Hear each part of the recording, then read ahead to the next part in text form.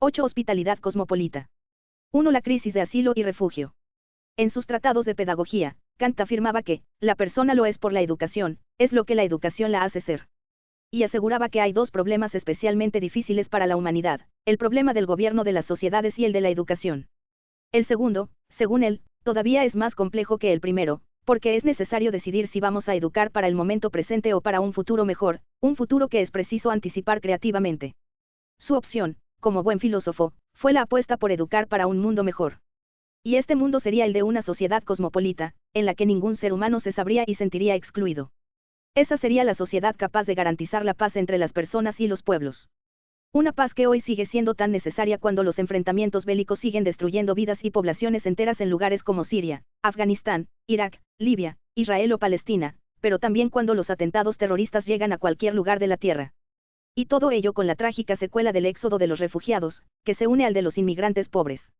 Es, como dijimos desde el comienzo de este libro, un ejemplo flagrante de aporofobia, que se expresa en ocasiones a través del odio en los discursos de los partidos y grupos populistas, que rememoran las hazañas de aquellos grupos de cazadores-recolectores encerrados en su egoísmo comunitario, dispuestos a defender a los propios frente a los extraños a sangre y fuego. Como la conformación básica del cerebro no ha cambiado al hilo de los siglos, ellos persisten en el egoísmo biológico originario y se empeñan en ignorar el progreso moral que, en el nivel de la conciencia explícita, ha conquistado la humanidad, insisten en cerrar fronteras para impedir que lleguen los que huyen del dolor insoportable. Sin duda, el éxodo de los inmigrantes económicos y de los refugiados políticos es uno de los mayores desafíos a los que nos enfrentamos en nuestro mundo globalizado, un problema que se plantea en el mesonivel de las instituciones nacionales, las españolas en nuestro caso, de la Unión Europea como unión supranacional, y en el macronivel de las instituciones internacionales, de tal modo que no hay solución posible si no es con un trabajo conjunto. El flujo de inmigrantes económicos, que abandonan su país de origen buscando un trabajo o una vida mejor, se ha incrementado exponencialmente debido a las condiciones de miseria con que se encuentran sobre todo en el continente africano y que les obliga a abandonar sus países llegando a través del Mediterráneo a las costas de Italia, Grecia y España. Es el mundo de las mafias, las páteres cargadas de varones, mujeres y niños, que se encuentran con la muerte en el mar, con el naufragio, con las vallas o con los CIE, los centros de internamiento para extranjeros, el primero de los cuales se abrió en Grecia, en mayo de 2012, con el propósito de internarlos en ellos durante días. Los motines y las protestas en los CIE han aumentado en los últimos tiempos, por las condiciones inhumanas en que se encuentran los internos y por los largos periodos de tiempo de internamiento. El problema afecta a una gran cantidad de dimensiones: pérdida de vidas humanas, sufrimiento de abandonar forzosamente el propio país por guerra o, como dice el Estatuto del Refugiado de la ONU de 1951, modificado en 1967, por fundados temores de ser perseguido por motivos de raza, nacionalidad, pertenencia a un determinado grupo social u opiniones políticas, la necesidad de recurrir a mafias, sistemas de control en las fronteras de los países de acceso y problemas jurídicos relacionados con el derecho de asilo. Con todo ello se desvela el desconcierto y la falta de políticas comunes de la Unión Europea ante un problema humanitario de esta envergadura. Los países de la Unión siguen centrados en los que creen que son sus problemas y carecen de capacidad para responder. Las posiciones han ido cambiando día a día. Los atentados yihadistas empeoran la situación, y en un buen número de Estados miembros fortalecen los grupos nacionalistas y xenófobos. Las críticas a Merkel de los socialdemócratas y de su propio partido, el rechazo de Cameron en su momento, el increíble ascenso del Frente Nacional en Francia, el incremento del populismo en Austria, Hungría o Polonia son síntomas de un claro debilitamiento de la solidaridad europea. Pero también la negativa generalizada a asumir a los refugiados que impone el sistema de cuotas, haciendo gala de un egoísmo inhumano, o bien de aceptar un número irrisorio. Con esta actitud, la vida y el bienestar de miles de personas están en juego, pero también lo está la identidad europea, si la Unión Europea es incapaz de gestionar caminos de salida a la crisis a la altura de sus valores. Teniendo en cuenta que nos va la vida en el fortalecimiento de una Unión Europea fiel a sus valores. En conexión con la Declaración Universal de Derechos Humanos de 1948, la pregunta que se plantea ante la crisis migratoria no es si se debe acoger a quienes vienen movidos por la necesidad y en condiciones terriblemente vulnerables, sino cómo hacerlo. Esto es lo urgente. Y lo importante, por utilizar la bien conocida distinción de Ortega entre lo urgente y lo importante, consiste en ir construyendo una sociedad cosmopolita, en la que todos los seres humanos se sepan y sientan ciudadanos. La construcción de esa sociedad cosmopolita tiene su raíz en el sueño de los estoicos, que se saben a la vez ciudadanos de su país y ciudadanos del mundo, pasa por el cristianismo, cristaliza en la Ilustración y es uno de los grandes retos de nuestro tiempo. En esa tradición es crucial un valor, el de la hospitalidad, que puede entenderse como una virtud, la virtud de la hospitalidad, que es una actitud personal, como un deber, el deber de la hospitalidad, que corresponde a un derecho a la hospitalidad, referidos ya a las instituciones jurídicas, políticas y sociales, y a las obligaciones del Estado. Pero también a una exigencia incondicionada de hospitalidad, que es, anterior, al deber y al derecho, pero que ha de materializarse a través de ellos. Sí, como decía Kant, las intuiciones sin categorías son ciegas y las categorías sin intuiciones están vacías. Podemos decir ahora que sin las leyes y la acción política la exigencia incondicionada de hospitalidad queda vacía, pero sin esa exigencia incondicionada las leyes de asilo y extranjería están ciegas. En esa dialéctica nos encontramos y a ella debemos enfrentarnos, porque si Europa quiere seguir siéndolo, debe proponerse reforzar la exigencia de hospitalidad que nació en su seno, y no solo entendida como hospitalidad doméstica, sino también como hospitalidad institucional y universal. Son dos caras complementarias de una misma moneda, y no se puede renunciar a ninguna de ellas. 2. Un signo de civilización. El término, hospitalidad, como es sabido, recoge el contenido del vocablo griego, filoxenía, amor o afecto a los extraños, y tiene su origen en el latín, hospitare, que significa, recibir como invitado. Se trata de una actitud amable por parte del que acoge y da cobijo a extranjeros y visitantes. Según el diccionario de la lengua española es la virtud que se ejercita con peregrinos, menesterosos y desvalidos, recogiéndolos y asistiéndoles en sus necesidades. Son sus sinónimos la acogida, el asilo, el amparo, la admisión, el recibimiento o la protección, y los antónimos, el rechazo y la hostilidad. La hospitalidad doméstica, la disposición a acoger al extranjero en la propia casa, fue una virtud cotidiana en el mundo antiguo, tanto en Oriente como en Occidente. Una virtud que no precisaba justificación, la acogida al extranjero y al necesitado de ayuda era un signo de civilidad o, en su caso, de religiosidad. Lo cierto es que resultaba incuestionable. Era el rechazo del extranjero necesitado de ayuda el que requería una justificación, porque la actitud de acogida era la socialmente aceptada como obvia. Los relatos de actitudes hospitalarias abundan en la tradición occidental, tanto en el mundo bíblico, como en el griego y el romano. El forastero que necesitaba alimento o techo era incluso portador de una presencia divina, y la acogida era la respuesta obvia a su llegada. Los relatos de hospitalidad menudean en los poemas homéricos, en la Ilíada y sobre todo en la Odisea, en mitos como el de Filemón y Baucis, y son constantes en la Biblia. En lo que hace al mito de Filemón y Baucis, son Zeus y Mercurio los que buscan asilo en la ciudad de Tiane y solo el matrimonio les acoge con hospitalidad, por eso los dioses les salvan de una inundación con la que destruyen la ciudad, pero no su casa. En cuanto al célebre relato del Génesis, la teofanía de Mambré, Abraham y Sara llegan a saber que tendrán un hijo gracias a los 3 peregrinos a los que dan agua, comida y lugar donde resguardarse del sol.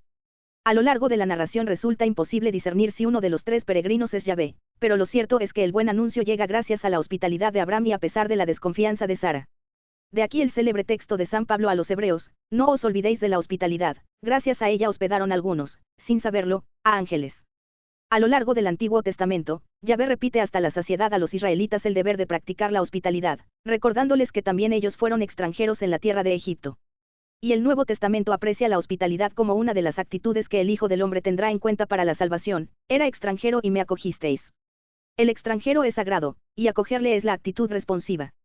En todos estos casos, la hospitalidad aparece como una virtud personal, pero también como un deber a cuyo cumplimiento obliga el hecho de percibir la necesidad del extranjero y el necesitado, su vulnerabilidad. Se trata de responder ante su desvalimiento, y no cabe respuesta humana que no sea la acogida. Ciertamente, la hospitalidad personal sigue siendo indispensable para responder con altura humana a retos como los que plantean los éxodos masivos producidos por el hambre y las guerras, y a los que previsiblemente están por venir por la paulatina desertización de la tierra, cuando una gran parte de la población carezca de acceso al agua. Por eso es importante que gran cantidad de familias y grupos haya acogido a los que vienen de fuera sin esperar a los arreglos institucionales. Pero es insuficiente y se hace necesaria también una institucionalización de la hospitalidad, que no quede solo en las respuestas personales.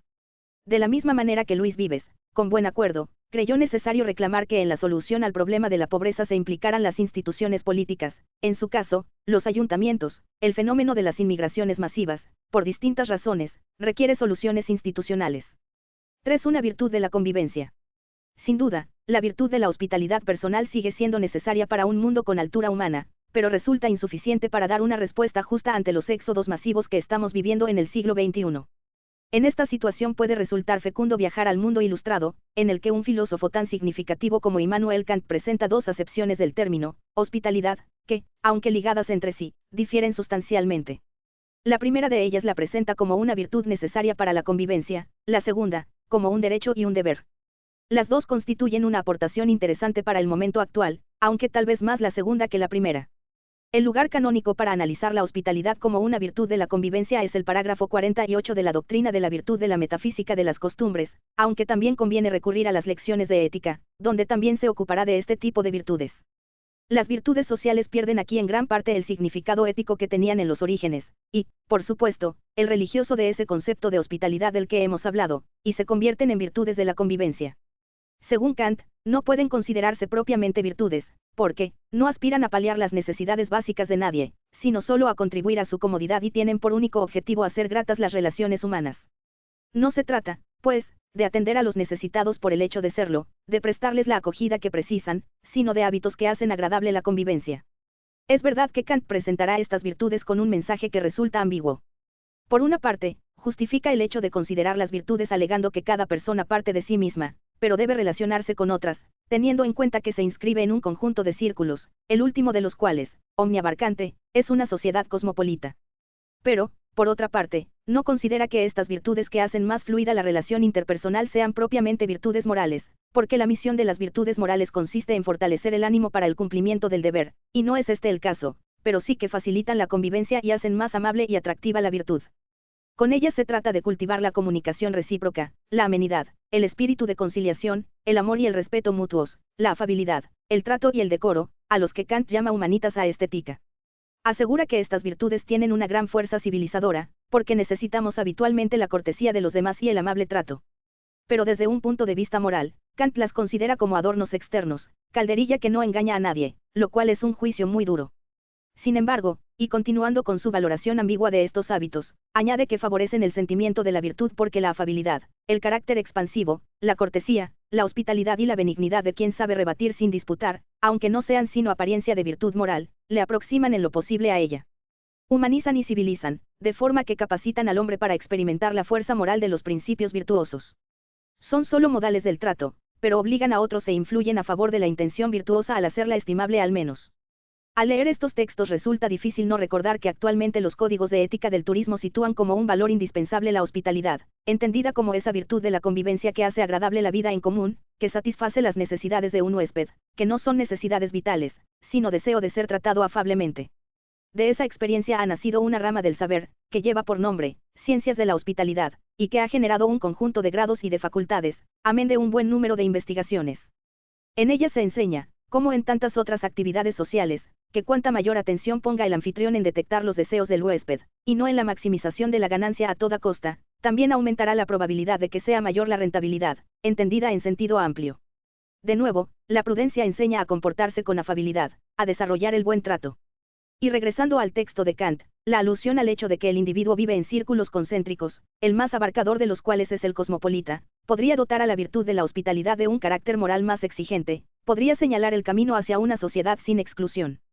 Pero, aunque así fuera, una virtud personal de la convivencia resulta insuficiente para hacer frente con altura humana al problema que plantean los desplazamientos masivos de gentes, movidas por la necesidad. Se precisa el sentido de apertura de la hospitalidad tan apreciada por el mundo bíblico, griego y romano, pero mediada por las exigencias que plantea la construcción de una sociedad cosmopolita. Para lograrlo es preciso recurrir también al segundo concepto de hospitalidad del que Kant trata en otro contexto, el de la construcción de un derecho cosmopolita, que nos permite complementar la virtud personal con el tránsito a la obligación institucional de acoger a los extranjeros. El deber de hospitalidad personal se convierte en un deber jurídico, que corresponde al derecho del extranjero de ser recibido. En esta tarea de exigir una institucionalización jurídica de la hospitalidad se empleará, pues, Kant, y en nuestros días, autores como Levinas o Derrida recordarán la exigencia incondicionada de acogida, que procede del mundo bíblico, pero precisa también plasmarse en instituciones. 4. La hospitalidad como derecho y como deber. Kant tratará de nuevo la hospitalidad, pero ahora como un deber jurídico, fundamentalmente en los dos lugares en los que intenta diseñar los trazos de un derecho cosmopolita, en la paz perpetua y en la doctrina del derecho de la metafísica de las costumbres. No habrá paz duradera, es el mensaje, sin eliminar las causas de la guerra, y eso solo puede conseguirse en una sociedad cosmopolita, en la que todos los seres humanos se sepan y sientan ciudadanos, sin exclusiones, sea como fuere cómo se organice esa sociedad cosmopolita. Para construirla, el derecho cosmopolita ha de poner las condiciones de una hospitalidad universal, y esto no es solo filantropía, es un deber legal que corresponde a un derecho legal. Esta es la peculiaridad de la propuesta kantiana, que se inscribe en el contexto de proyectos de paz perpetua de su tiempo, entre ellos el del abate de Saint-Pierre, Projet pour rendre la paix perpétue en Europe 1713. Realmente, el cosmopolitismo no siempre ha sido valorado de forma positiva. Como recuerda Massimo Mori, en textos como el de Louis Charles Fougeret de Montbrun Le cosmopolitisme ou le citoyen du monde se considera al cosmopolita como un individualista radical que rechaza cualquier compromiso con la comunidad y que lleva al interés personal. Mori aduce el siguiente texto de esta obra, sumamente expresivo: todos los países me son iguales, siempre que yo disfrute de la claridad de los cielos y pueda conservar convenientemente mi individuo hasta el fin de su término. Dueño absoluto de mis voluntades y soberanamente independiente, cambiando de morada, costumbres y clima, a mi capricho, me adhiero a todo y a nada. De hecho, en el Dictionnaire de la Academia se dice que, un cosmopolita no es un buen ciudadano, 1762. Esa es también la opinión de Rousseau sobre, esos cosmopolitas que van a buscar a lo lejos en sus libros deberes que desdeñan cumplir en su entorno. Y, sin embargo, también en el siglo XVIII va cobrando fuerza una visión positiva del cosmopolitismo, en la que se inscriben autores como Voltaire, Shaftesbury, Lessing o Kant. En general, se trata de un cosmopolitismo más bien de carácter cultural, visión que Kant comparte, pero la contribución esencial a la historia del cosmopolitismo es su convicción de que implica un problema jurídico, que no puede resolverse sin definir las relaciones entre los hombres y los estados en términos jurídicos. Sin embargo, a mi juicio, esta propuesta kantiana presenta grandes limitaciones, porque el derecho no basta, sino que son también imprescindibles la ética y la política. Para mostrarlo empezaremos analizando esta noción jurídica de hospitalidad, recurriendo sobre todo a las dos obras kantianas mencionadas.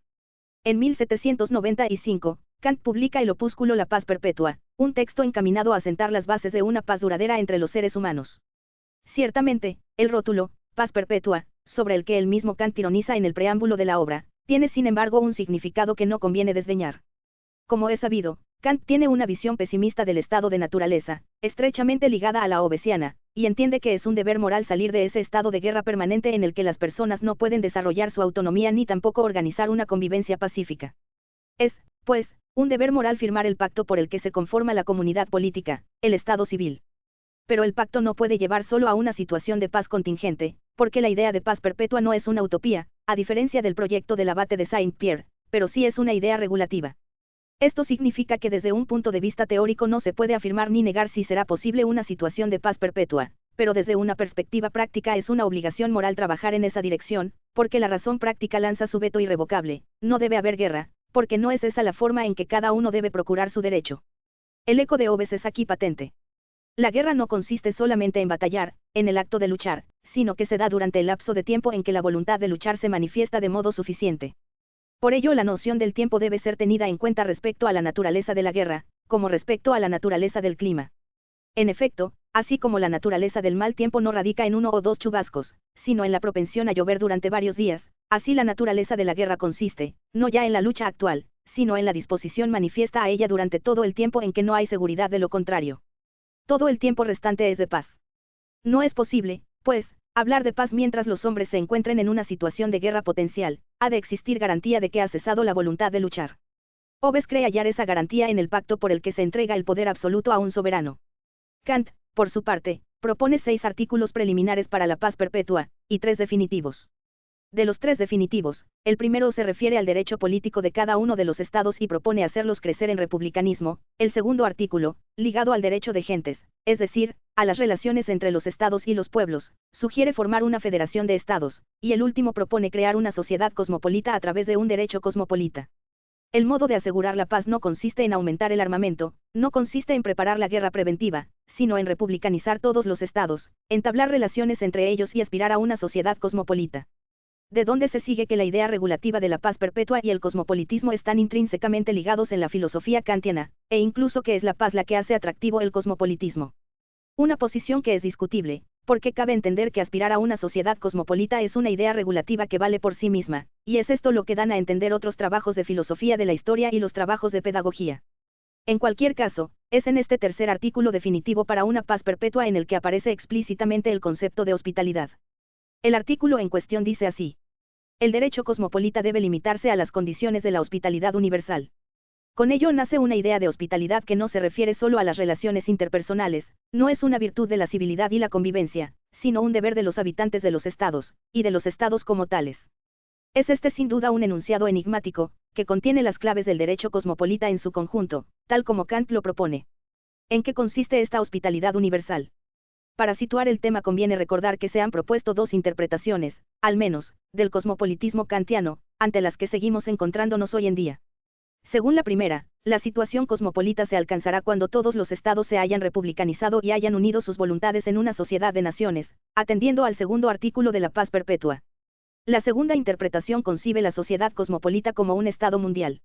Esa sería la resultante del desarrollo de un derecho cosmopolita, que se recoge en la doctrina del derecho de la metafísica de las costumbres, encargado de reconocer a los hombres el estatuto de ciudadanos del mundo.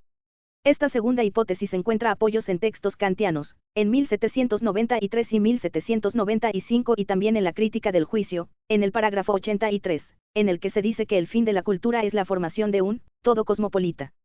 Sin embargo, no parece que esta segunda hipótesis sea muy plausible, precisamente porque de lo que habla el derecho cosmopolita no es de un estado mundial en el que todos los seres humanos se sepan y sientan ciudadanos, sino del derecho de los ciudadanos a ser tratados con hospitalidad cuando van a otra tierra en son de paz, y del deber de los autóctonos de esa tierra de no rechazarlos, siempre que se cumplan ciertas condiciones. Esto mismo hace suponer que los países son diferentes y no existe un estado mundial. Y justamente la sociedad cosmopolita que se pretende construir tendrá por clave la hospitalidad universal. Sobre su significado, el mismo Kant dará algunas claves de interpretación en el siguiente sentido. En principio hablamos del derecho de quienes van a tierra extraña, precisamente porque se trata de trazar los rasgos de un derecho cosmopolita, no de proponer sugerencias filantrópicas. Es justamente el derecho de quien llega a un país extranjero a ser tratado con hospitalidad, es decir, a no ser tratado con hostilidad por el hecho de haber llegado a un territorio ajeno. Esto significa, evidentemente, que sigue habiendo distintos estados y que hay una diferencia entre los derechos de los autóctonos y los de los extranjeros, pero también es verdad que el extranjero tiene derecho a no ser tratado con hostilidad siempre que se comporte amistosamente y esté dispuesto a respetar las condiciones del país al que accede. Resulta difícil no hacer la traslación a nuestro momento y afirmar que los refugiados e inmigrantes tienen un derecho a ser acogidos con hospitalidad y que quienes viven en los países de llegada no tienen derecho a rechazarlos con hostilidad. Así parece confirmarlo una puntualización muy fina: el habitante de un país puede rechazar al extranjero, si esto puede hacerse sin su ruina. Pero ¿qué ocurre si el rechazo comporta su desgracia o su muerte? La respuesta no aparece porque la traslación que hemos hecho no es adecuada. A fines del siglo XVIII no estaban llegando a Königsberg, la patria de Kant, una gran cantidad de inmigrantes bregando por sobrevivir, ni tampoco al resto de Europa. Kant está pensando en los conquistadores que irrumpen en países extraños para comerciar, pero también para colonizarlos. Por eso dice que tienen un derecho de visita, pero no un derecho de huésped. Esta diferencia es crucial y, a mi juicio, no siempre ha sido bien entendida. El derecho de visita es el derecho a presentarse a la sociedad que tienen todos los hombres, y que descansa en dos razones de muy distinta envergadura. 1. El derecho de propiedad en común de la superficie de la tierra, no teniendo nadie originariamente más derecho que otro a estar en un determinado lugar de la tierra. 2. El hecho de que los hombres no pueden extenderse al infinito sobre la superficie de la tierra, por ser una superficie esférica, teniendo que soportarse unos junto a otros. La segunda razón en realidad depende de la primera. Si hay una posesión originaria común de la tierra y nadie tiene más derecho que otro a estar en un lugar, entonces quien se encuentra en malas condiciones de vida en el lugar en el que le ha tocado vivir, o quien desea prosperar en otros lugares puede presentarse en ellos. Puede intentar encontrar tierras no habitadas, pero, dada la finitud de la tierra, lo natural es que encuentre habitantes, que no deberían tratarle con hostilidad, si se presenta de forma amistosa, porque originariamente tan dueños son unos como otros. El lugar de nacimiento de cada persona es contingente, por eso cualquiera tiene derecho a presentarse en otro lugar distinto al de nacimiento.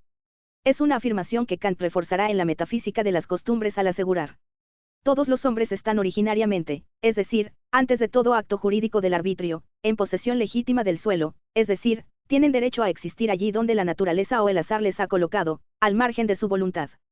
Hay, pues, un derecho natural, el derecho de todo el género humano a tomar posesión de un lugar en la superficie esférica y no infinita de la tierra.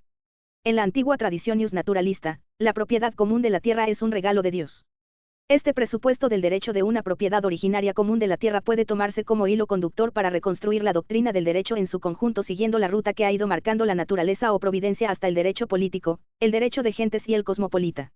Unido al reconocimiento de la dignidad de las personas, una sociedad hospitalaria se hace imprescindible. Porque hay entonces derecho de visita, pero no de huésped. El derecho de huésped exige un contrato en el que se dé al extranjero el derecho de asentarse en la nueva tierra por un tiempo. Pero, en realidad, en el siglo XVIII esta limitación del derecho a residir en otra tierra siempre que se haya firmado un contrato es una defensa de los más débiles y vulnerables, lo que está es limitando el derecho de los colonizadores a ocupar otras tierras, estableciendo que el máximo jurídico que podía ser reconocido a los europeos es el derecho de visita, y que las naciones pobres son las que están autorizadas a permitir su visita. La propuesta kantiana de hospitalidad es un gran avance porque destaca el derecho de visita de quien llega a otro país, lo cual implica que no se le debe tratar con hostilidad, y abre el camino de una comunidad universal. Como él mismo afirma, con el trato amigable, pueden establecer relaciones pacíficas partes alejadas del mundo, relaciones que se convertirán finalmente en legales y públicas, pudiendo así aproximar al género humano a una constitución cosmopolita. Y esta constitución cosmopolita no es un sueño irrealizable, no es una interpretación fantástica ni extravagante. Por una parte porque ya se ha avanzado en el establecimiento de una comunidad entre los pueblos de la Tierra, de modo que la violación del derecho en un punto de la Tierra repercute en todos los demás. Un derecho cosmopolita es necesario para conformar el código no escrito de un derecho público de la humanidad, que complementaría al derecho político y al derecho de gentes, y se constituiría en condición para la aproximación a una paz perpetua. Evidentemente, cabe plantear un buen número de preguntas a este diseño del derecho de hospitalidad, y más si debe ser aplicable al siglo XXI. Kant debería haber fundamentado el derecho a ser acogido en caso de necesidad en dos afirmaciones al menos, la defensa de la dignidad de las personas, y la posesión originaria del suelo. Pero como bien dice Blachos, el pragmatismo lleva a menudo a recortar en la política el impulso exigente de la ética. Por otra parte, la experiencia del fracaso sufrido por asociaciones como la Asamblea de los Estados Generales en La Haya, le deja en todo momento entre la posibilidad de una federación de naciones, harto improbable, y el sueño de un Estado mundial que, a juicio de Kant, no podría sino ser despótico. En cualquier caso, mientras sigamos contando con distintos estados, estos deben proteger a sus ciudadanos y a la vez permitir la visita de quienes vienen de fuera pacíficamente. Sobre todo, si el rechazo de quien viene de fuera causa su ruina. Sin embargo, entender que el Estado limita enormemente las posibilidades de la hospitalidad incondicionada, que se presenta como una exigencia ética, es la clave de otras propuestas del siglo XX, como la de Levinas y Derrida. Según ellas, frente a las proclamas individualistas de un neoliberalismo errado, la característica básica del ser humano es la apertura al otro. De donde se sigue la exigencia incondicionada de acoger al necesitado de ayuda. La ley de la hospitalidad, incondicionada e infinita, trasciende los pactos y contratos, y exige abrir el hogar político a quien lo precise. Las exigencias éticas preceden a las obligaciones y los derechos jurídicos. 5. Acogida, una exigencia ética incondicionada. Aun cuando Levinas no menciona habitualmente el término hospitalidad, es su idea de apertura al otro, de acogida, la que ha inspirado a otros autores a referirse a ella. Esta apertura, según Levinas, no es la acogida del extranjero en el hogar o en la propia nación o ciudad, sino la apertura al otro, que nos constituye, la acogida a la alteridad del otro. La apertura al otro es lo primero, por eso el rechazo consiste en cerrarle las puertas, porque en realidad existía un vínculo desde el comienzo, soy el rehén del otro. Levinas abandona la tradición occidental, esa tradición en que la totalidad prima sobre el individuo, y regresa a la tradición hebrea, en la que el absoluto, Yahvé, se presenta a través del rostro del otro, exigiendo asumir la responsabilidad por él. La civilización europea, a juicio de Levinas, ha abierto una escisión entre los otros y nosotros desde la constitución misma de las ciudades, una escisión que genera excluidos. Occidente, desde la seguridad del oikos, de la casa, quiere construirlo todo, apuesta por el sedentarismo, le aterran el peregrinaje y el nomadismo. Por el contrario, Levinas quiere destacar el primado de lo humano, el hombre es ante todo ser con los demás, con otros con los que se relaciona y ante los que tiene responsabilidad. La responsabilidad por el otro es la estructura misma que le constituye como sujeto. La responsabilidad no es un simple atributo de la subjetividad, como si ésta existiera ya en ella misma, antes de la relación ética, no es un, para sí, sino un, para otro. Esta sería la base última de una filosofía de la hospitalidad, del acoger y ser acogido. De ahí que todos los tipos de totalidad y totalización se subordinen a un criterio superior que no es la humanidad, sino el rostro del otro y su discurso, que rompe el absolutismo de la totalidad.